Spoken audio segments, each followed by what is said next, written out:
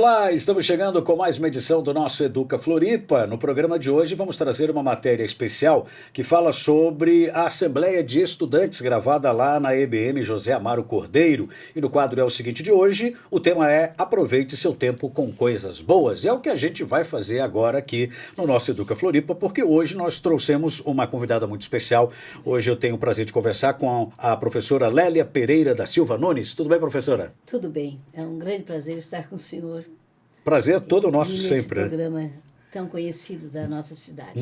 A professora Lélia é vice-presidente do Conselho Municipal de Educação, uma especialista no povo açoriano e também na colonização açoriana. É sobre isso que a gente vai falar hoje aqui. Mas antes, da gente entrar aqui no nosso papo, eu gostaria que a senhora dissesse para a gente quem é o açoriano. Quem é esse povo?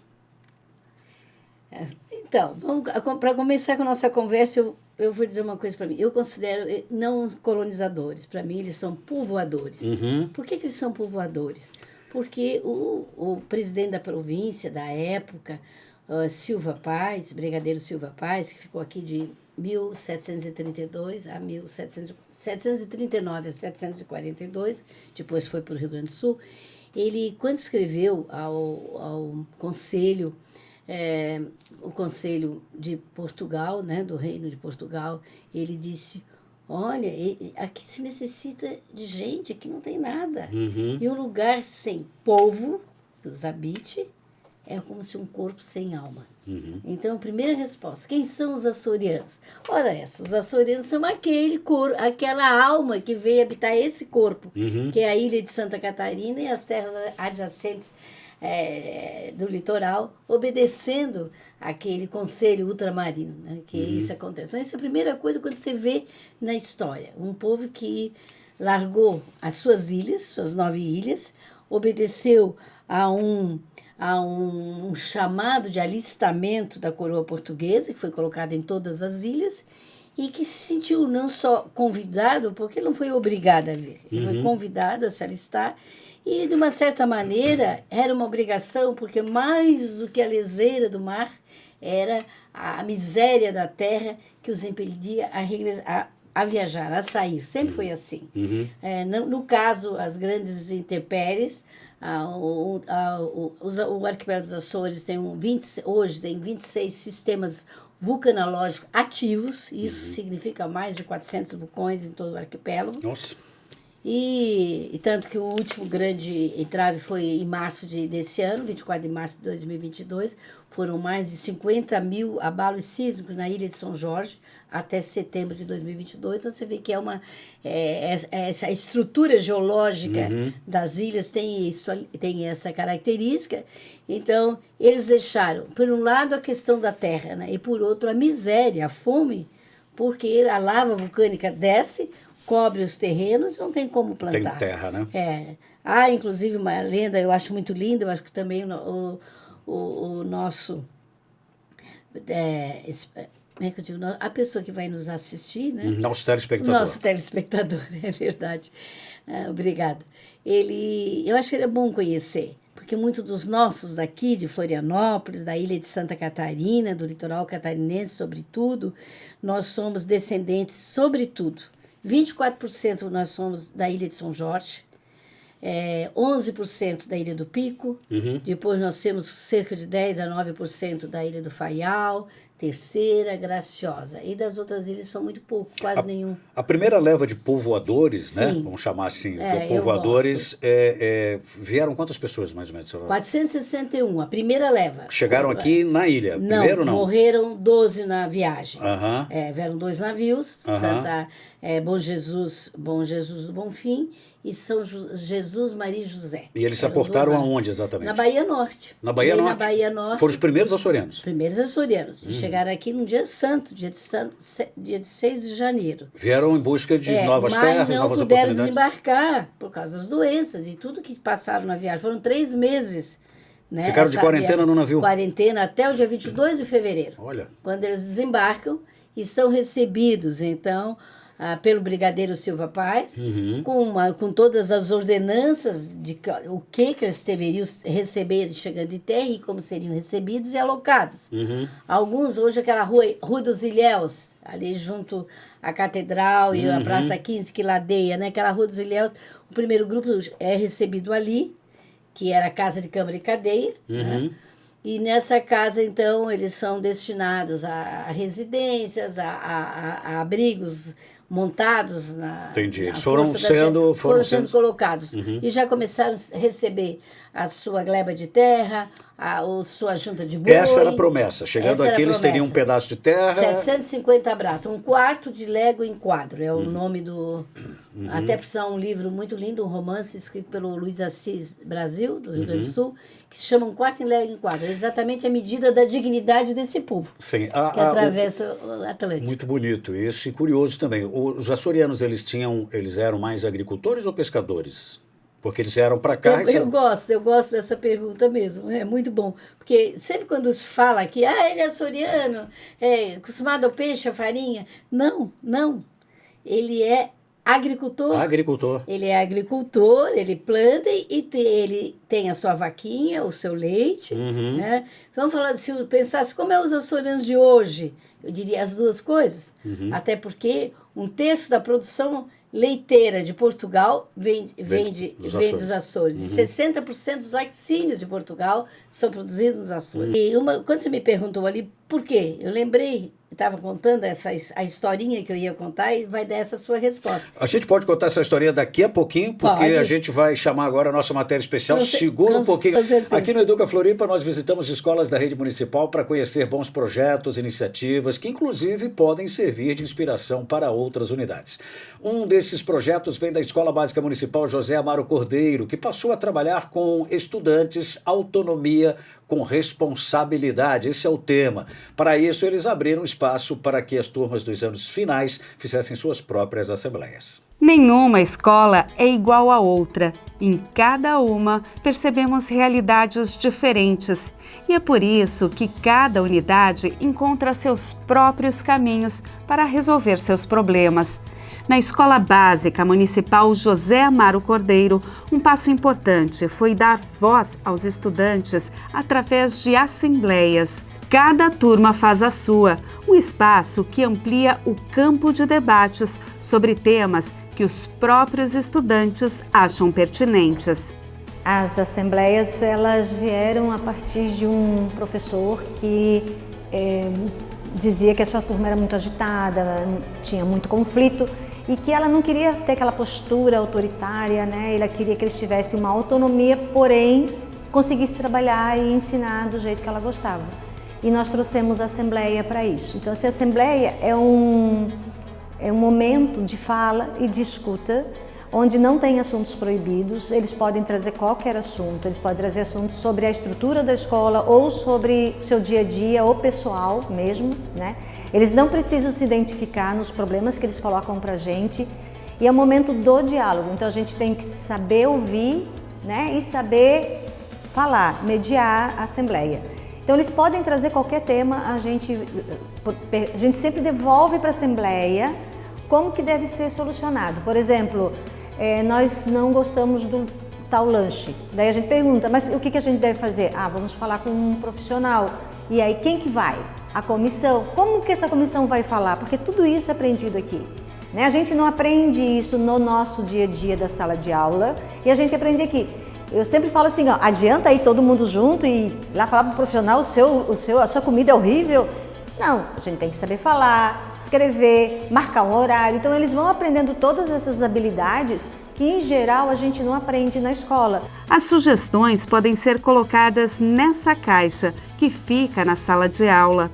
São os estudantes que apontam, definem os temas tratados e organizam tudo. São 3 cargos, um para presidente, também tem um vice-presidente que entra nessa categoria, secretário e comissão de ajuda. Os secretários, eles anotam tudo o que precisa e os nomes das pessoas. A comissão de ajuda auxilia os presidentes, além de trazer a segurança para o resto dos alunos. Quando tem alguma situação de bullying ou alguma coisa assim, eles auxiliam também. E a presidência, ela meio que comanda tudo e eles representam a turma. Nenhum tema é proibido, mas um dos assuntos mais discutidos entre os estudantes na Assembleia é o bullying. São vários os relatos. Boa parte já testemunhou direta ou indiretamente ou já sofreu diferentes formas de bullying. E aí, ouvindo o colega, todos assumem a responsabilidade na sensibilização e conscientização. O grupo, inclusive, já levou algumas ideias à direção. Como eu vivi, eu sei como é ruim e eu sei como é bom a gente poder falar disso abertamente numa sala de aula. E, não ter alguém, te incriminando, assim, sabe? Mas alguém te apoiando e falando, poxa, realmente uma coisa muito ruim pelo que tu passou. E as pessoas não só, se ajudarem em si, abraçar essa questão realmente e ver como é errado e tentar tratar isso de uma forma muito mais saudável, conversando com as pessoas que fazem, tanto conversando com as pessoas que sofrem. Então, uma coisa que me deixa muito feliz. Vocês já decidiram alguma coisa, já levaram alguma possibilidade para a diretoria, para a coordenação? Então, como a gente estava falando, a gente estava comentando sobre trazer uma psicóloga, realmente, para estar conversando tanto com as pessoas que sofrem, tanto com as pessoas que fazem bullying. E um dos maiores papéis da comissão de ajuda é estar conversando com as pessoas que sofrem e com as pessoas que fazem, para realmente trazer esses casos para a Tânia, para ela ver como ela pode resolver chamando pai, chamando psicólogo, né? E também para realmente ver se só na conversa entre uma pessoa que está ali realmente para te entender, para entender o teu caso, ver se só isso não melhora. Outro assunto abordado pelos estudantes foi o que fazer durante o intervalo. A partir das discussões foi criado o Recreio Bom, um projeto com várias atividades que hoje envolve toda a escola e que é organizado pelas turmas dos anos finais no contraturno. Muitas pessoas não conseguiam ficar quietas no recreio, aconteciam muitas confusões, brigas. Daí, por causa disso, foi criado o Recreio Bom, para resolver alguns problemas sobre o recreio e para alguns alunos poderem ter o que fazer no recreio, não ficar só de bobeira, ficar parado. E aí surgiram ideias do que fazer, foi isso? Vocês começaram a discutir a respeito do... Isso, foi exatamente isso. A gente foi discutindo com o pessoal da mesa, o próprio pessoal da sala. E como é que funciona o Recreio Bom daí na prática para vocês? A gente vai na turma, por exemplo, hoje a turma 6-1 vai ficar com o vôlei de roda. A gente vai na turma do 6-1, avisa, vocês são vôlei de roda, e daí vai ter um lugar lá que vai estar a bola e eles vão ficar ali brincando. Quando termina o recreio a gente volta, recolhe o material que foi deixado e põe numa salinha que tem ali do lado da sala média. E tem dado certo? Tem. As assembleias trazem autonomia com responsabilidade, ou seja, dão liberdade para discutir os assuntos que interferem na vida escolar, mas sem esquecer que todos, independentemente da idade, temos limites para nossas atitudes. Então, durante a assembleia, o meu trabalho é só de mediação. Até para eu falar, eu me inscrevo. Então, eles trazem um tema, ou eu trago um tema. Muitas vezes pode ser um tema filosófico. Por exemplo, a gente estava com muito problema com essa questão da autoestima, da autoimagem. E eu trouxe um tema para eles que é assim, se você fizer uma cirurgia e tirar todo o seu rosto e trocar ele por outro, você continua sendo a mesma pessoa? Aí eles falaram, não, sim, porque o que vale é a personalidade, o caráter, esse discurso pronto que a gente meio que tem. Eu falei, então por que vocês colocam filtro no Instagram? Se é o que importa é isso. Então, todo um debate foi feito sobre isso. Um outro debate foi sobre as meninas que queriam usar shorts mais curtos, cropped, e nós trouxemos isso para cá, porque o que a gente tem que fazer? Instrumentalizar para pedir. Então, para falar com a direção e reivindicar ou não, né, que elas têm que saber quais são os contra-argumentos que vão ter e elas têm que estar preparadas para isso. Eles, né? Então, o meu trabalho aqui é só mediar. Às vezes há conflito, sim, com os professores e eles ouvindo o professor no momento despojado, no momento que o professor está no círculo se inscrevendo, eles também entendem a versão do professor, né? Que às vezes todo mundo junto na sala eles não conseguem entender. É um momento de fala, de escuta, é um momento de diálogo e é um momento em que a gente vai abordar temas que, em geral, na sala de aula não se abordam por falta de tempo, né? Os professores têm os conteúdos, especialmente nos anos finais, e onde a gente conhece essas crianças por um outro prisma, assim. Eu entendo essa criança, por que ela está fazendo isso, esse adolescente, porque eu entendi a dor que ele está tendo, né? Então, às vezes, o adolescente está muito agitado na sala de aula, mas é porque ontem colocaram uma foto dele no Instagram de maneira, né, e estava todo mundo rindo, e isso o professor não consegue pegar na hora que ele está dando aula. E aqui aparece. Então a gente tenta assim uma educação um pouco mais humanitária, mais humanizada, ouvindo eles e entendendo. Eles sabem que eles têm os limites deles, né? Os limites deles é o respeito com o outro, respeito com o professor, respeito comigo. Então, assim, a gente tem uma sinergia, mas que também é pautada muito no respeito. Então, qualquer autonomia que esse aluno tiver, qualquer iniciativa que ele tiver, ele vai ter que fazer isso com responsabilidade. Então, a turma vem no contraturno para ficar no recreio bom. Eles sabem que eles não podem ficar correndo, eles sabem que eu não tenho tempo para ajudá-los, então eles vão na hora certa colocar os instrumentos do recreio bom. Então, assim, eles têm que ter essa autonomia com responsabilidade.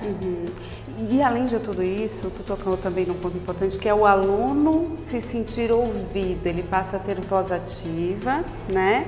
Ele passa a perceber que, além de ser ouvido, as pessoas, né, a escola, a direção está prestando atenção nele. Você, como coordenadora pedagógica, tem sentido mudança nas turmas que passaram a utilizar as assembleias? Sim, e eles pedem muito a assembleia. A gente está com problema lá na sala, Tânia, a gente tem que se reunir. Eles pedem muito isso. E nesse momento, quando eles também ouvem um colega que está com um problema, né? Ou então que a gente não consegue resolver um problema que está muito por baixo dos panos, assim, está muito implícito, e ali eles conseguem falar, parece que dá uma acalmada, assim, que eles voltam para a sala melhores, mais acolhidos, né? Dependendo do problema que surge, a gente leva para outras instâncias. Nós temos a Carla, a terapeuta, nós fazemos encontros com o psicólogo, chamamos a família, orientamos a família também para alguns temas que acontecem, e isso faz com que os alunos se sintam acolhidos, eles se sentem felizes de estar aqui, né? Isso que eu vejo. O que a gente tenta aqui, de toda maneira, é que eles tenham protagonismo. Então agora a gente está começando com um projeto de monitorias, eles vão ajudar os professores no contraturno em sala de aula, os amigos que têm dificuldade. Tudo isso é uma construção, aos poucos, muito devagar, de autonomia com responsabilidade. De volta aqui o nosso Educa Floripa, falando hoje com a professora Lélia, que é uma especialista em açorianos, né? A chegada do povo açoriano aqui. A senhora tinha uma história para contar para a gente, antes de eu interromper aí. Que história é essa? Agora. Eu acho muito importante essa historinha. Sabe por quê? Para que os nossos telespectadores, e que com certeza nós temos histórias de famílias muito importantes na nossa ilha de Santa Catarina, município de Florianópolis, que pega 12 quilômetros do continente, e todo o nosso litoral de 561 quilômetros, nós temos várias tradições e costumes. E essa historinha vai responder, acho que tudo que o senhor tem aí para me perguntar. É o seguinte, na Ilha do Pico, da onde vieram quase 9 a 10% dos seus moradores naquela época, rumo a Santa Catarina, da onde vieram os Ávilas, os Machados, vem daí. E eles, e Bittencourt, que é uma família, por sinal, muito grande na região de Laguna e Tubarão, e até aqui também, em Maruí, eles... Em 1718, o vulcão do topo explodiu, uma grande eclosão, e a lava começa a escorrer. E ela vem em direção a 2 povoados, São João e São Mateus. E o povo daquele povoado prometeu que se a lava não chegasse no povoado, enquanto o mundo fosse mundo, eles iriam em procissão em direção à lava e levariam a coroa do Espírito Santo e a imagem de São Mateus. Eu estive lá o ano passado, exatamente na data de 21 de setembro. Foi daí que nasceu a procissão? Não, as procissões são seculares, né? E não é isso que eu queria lhe contar. Para se ver como a força da fé no Divino Espírito Santo caminha aquele povo. Então, houve um milagre, a lava realmente parou. Nesse local existe um monumento, uma lápide, onde está escrito "Enquanto o mundo for mundo". E essa promessa é cumprida, e todos os anos, no dia 21 de setembro, dia de São Mateus, o povo vai em procissão até aquele local, levando o quê? A coroa do Divino Espírito Santo e a imagem de São Mateus. E é distribuído para quem chegar naquele lugar, conforme a promessa, um pão do Espírito Santo, que no caso é uma massa sovada, lá para essa comunidade. Então, a isso eu tenho uma resposta. A religiosidade desse povo, que vem na sua bagagem para Santa Catarina, para o litoral catarinense, ele carrega a sua bandeira, ele usa por baixo da sua pele, vão os usos, os costumes, as tradições, as crenças, os seus valores. É isso que a gente recebe daquele povo açoriano. Tem muito dessa... Era um povo muito católico também, Extremamente né? católico. Então, agora nós vamos celebrar, dia 6 de janeiro, 275 anos do povoamento açoriano. 275 anos da chegada Da deles aqui. chegada da 6 de primeira janeiro. leva. 6 de janeiro, dia abençoado, dia de Santos Reis. Pois é. E é uma das grandes tradições do nosso litoral e da ilha de Santa Catarina e de Florianópolis, que é a cantoria dos Santos Reis. Dias atrás, uma pessoa me dizia, vamos fazer uns lenços namorados. Não faça. O lenço namorado não é uma tradição nossa. Nossa tradição é o pão por Deus, que é a troca do pão por Deus, que também é uma grande tradição. Onde existiu um açoriano no mundo, onde existiu um açoriano no mundo, haverá sempre uma festa do Divino Espírito Santo e uma tradição do cantar as estrelas, do terno de reis e o pão por Deus. Lá vai meu pão por Deus no bico de uma andorinha, pedindo uma prenda para minha querida madrinha. Essa era uma das grandes Qual é o evento historinhas. que está sendo preparado para dia 6 de janeiro aí para comemorar essa data tão importante? O prefeito municipal de Florianópolis, o senhor Topázio Neto, ele constituiu uma comissão com órgãos da prefeitura e também da sociedade civil, e do qual eu faço parte, representando a Academia Catarinense de Letras. E está se preparando uma série de eventos concatenados, alguns marcando profundamente, é o caso do 6 de janeiro, que vai se repetir um encontro já tradicional na nossa ilha, o Encontro Terno de Reis, mas que será aumentado, considerando a importância da data, e ao longo do ano, alguns outros eventos vão acontecer e que estão sendo até pensados em função do seu orçamento, mas de preferência eles vão estar concentrados aqui. Janeiro, fevereiro, 22 de fevereiro é a data que eles descem à ilha de Santa Catarina, e depois temos o ciclo divino em maio. Esse ano, maio, dia de Pentecostes, é 28 de maio, então, que é uma festa móvel. Então, esses estão dentro das comemorações, mas não podemos esquecer que nós temos 350 anos de Florianópolis. Que é comemorado ano que vem também. Que é comemorado o ano que vem. Aliás, o ano que vem se comemora também, já que falou em 50, 250 anos da primeira Irmandade do Divino Espírito Santo, instituída em Santa Catarina, que é a nossa Irmandade, que fica situado ali na Praça Getúlio Vargas, que todo mundo conhece, um Parque da Dona Tilinha, ou a Praça dos Bombeiros. Aquela capela do Espírito Santo, a Irmandade, faz 250 anos esse ano. Professora Lélia, rapidamente, a senhora está me falando que em março vai chegar uma comissão do governo. É em março que chega? Né? Está previsto, inicialmente seria para janeiro, mas está prevista a chegada em março, dentro da comemoração dos 350 anos de Florianópolis. Então são 350 anos isso. aí da comemoração, né? E 275 da chegada dos açorianos. Então esse pessoal, o governo chega então ali para março, está previsto? Março, está previsto. Tem muita coisa acontecendo. Uma é a chegada do governo dos Açores, o presidente José Bolieiro, José Manuel Bolieiro, chega acompanhado de uma comitiva dos Açores que vem celebrar os 275 anos e os 350 anos de Florianópolis no mês de março. Então a gente vai ter aí 2023... Animadíssimo. Muitas coisas para comemorar. Muita coisa para comemorar. Eu acho que durante o ano outras coisas importantes vão acontecer, e o prefeito, uma das coisas importantes relativa ao aniversário de Florianópolis, será o encontro de todas as cidades irmãs de Florianópolis, que vai acontecer também durante o ano. Tem mais ainda alguma coisa que até foge dentro dessa programação oficial, é porque existe em Florianópolis o grupo dos Manezinhos. Né? E esse grupo dos Manezinhos, que é capitaneado pelo doutor Nestor Rodete, esteve em setembro nos Açores, na Ilha de São Miguel, e jogou com o time de Santa Clara, que é um time muito popular, e também com o time da Fundação Pauleta, que é um jogador que foi muitos anos do Paris Saint-Germain, também da seleção portuguesa, jogou no Sporting, e o Pauleta é muito querido, ele nasceu... Vai vir para ali. cá, né? Vai vir fazer uma visita pra gente aqui. Nasceu na Ilha de São Miguel, e é um homem muito simples, mas tem uma obra social imensa. Muito bem. E ele é um dos 2 times que foram convidados pelo prefeito Topázio Neto, sendo que já receberam, já responderam a isso, e já está, pelo menos, assegurado a vida do Atlético Faielense. Muito União bem. Atlético Tudo isso em 2023. Tudo isso em 2023. Muito bem. Bom, deixa eu chamar agora o nosso quadro. É o seguinte, nosso momento de reflexão. Agora a gente faz aquela pausa. É o seguinte, o assunto de hoje é viver com alegria, aproveitar seu tempo com coisas positivas, colocar seu foco em soluções criativas, investir suas energias nas coisas que fazem bem. Isso não é autoajuda, é inteligência emocional.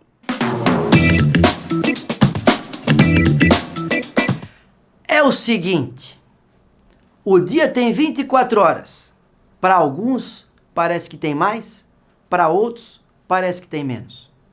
Interessante isso, né? O dia tem 24 horas para todo mundo. Nós vivemos numa sociedade que está acelerada. Parece que o dia é uma velocidade incrível, enorme, rápida, veloz. Mas tem pessoas que fazem tantas outras coisas, muito mais coisa. Diz a história que tem um papa que só dava novas atribuições a cardeais que a princípio eram muito ocupados.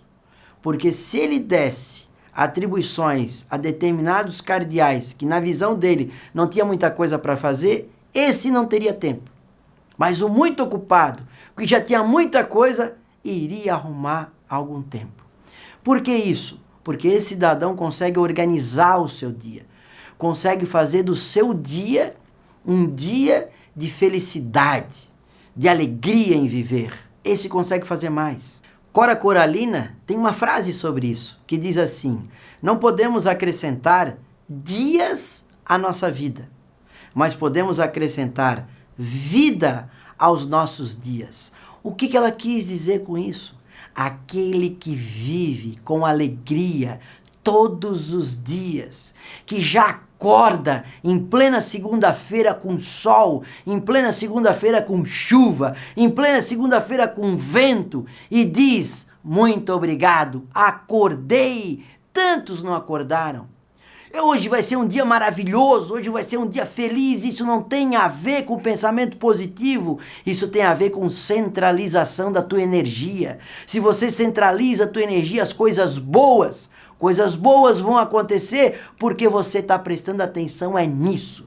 Agora quem acorda, já acorda chutando tudo, já acorda reclamando do mundo, da vida, de tudo, muito provavelmente esse vai ter dificuldade no seu dia.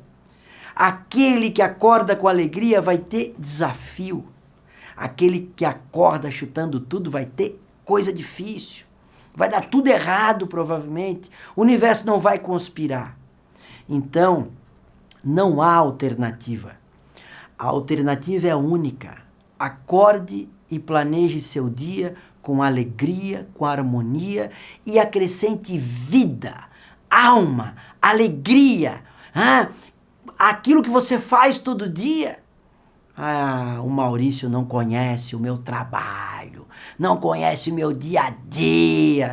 Meu amigo, é o teu dia, que é igual a muitos como você que faz a mesma coisa. Agora você pode fazer a escolha de mudar o teu dia, porque o dia é teu, o emprego é teu, a vida é tua, só tu vai fazer a diferença na tua vida. Então viva com alegria, viva intensamente, porque a vida é tua e não é minha. Não há alternativa. Você pode escolher enxergar um dia melhor, independente de chuva, independente de sol. Está nas tuas mãos. É o seguinte, a educação transforma. Um grande abraço e um beijo no coração. Chegamos ao final do nosso Educa Floripa com esse momento de reflexão. Hoje eu conversei com a professora Lélia Pereira da Silva Nunes, especialista em povo açoriano, em os Açores. Muito obrigado pela sua entrevista. Eu que agradeço, foi um prazer estar com os senhores e me coloco à disposição dos telespectadores e do programa, da Secretaria de Educação, para que eu possa contribuir com mais alguma coisa dentro da área que eu trabalho, que é Patrimônio Cultural de Santa Catarina. Muito bem, obrigado mais uma vez. O Educa Floripa fica por aqui. Tchau, pessoal!